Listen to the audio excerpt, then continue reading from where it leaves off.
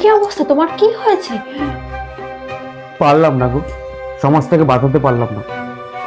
সত্যব্রত বাবু খুন হয়েছে, আমাদের অনেকেই পুলিশের কাছে ধরা পড়ে গেছে। পারবো না সমাজটাকে বাঁচাতে, আমরা পারবো না। কেন কেন? সূর্যবাবু, চন্দ্রবাবু, ওনাদের কি অবস্থা হয়েছে? কি হয়েছে, কি হয়েছে বলো। বহুদিন দেখা নেই, সমাজটা কালো অন্ধকারে ঢেকে গেছে, জানি না কি হবে। কেন কেন তোমরা যে ভেবেছিলে সমাজটাকে নতুন করে গড়বে, সমাজটার থেকে অন্ধকার দূর করে দেবে, সেটা কি হবে গো বলো? সমাজের রন্ধে রন্ধে দুর্নীতি ঢুকে গেছে গো, আমরা পারবো না। আমরা বোধহয় এই সমাজটাকে বাঁচাতে পারবো না, ধ্বংস হয়ে যাবে সমাজটা।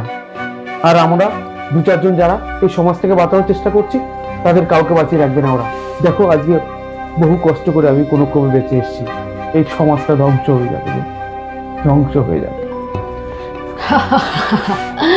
বিপ্লবী, তুমি এত সহজেই হার মেনে যাচ্ছ?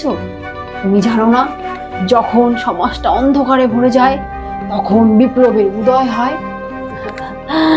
আর দেখবে যেদিন বিপ্লব আসবে সেদিন এই সমাজ থেকে সমস্ত অন্ধকার দূর হয়ে যাবে, নতুন সমাজ তৈরি হবে।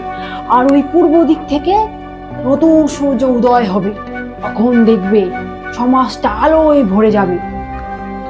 আর সেদিন বেশি দূরে নেই।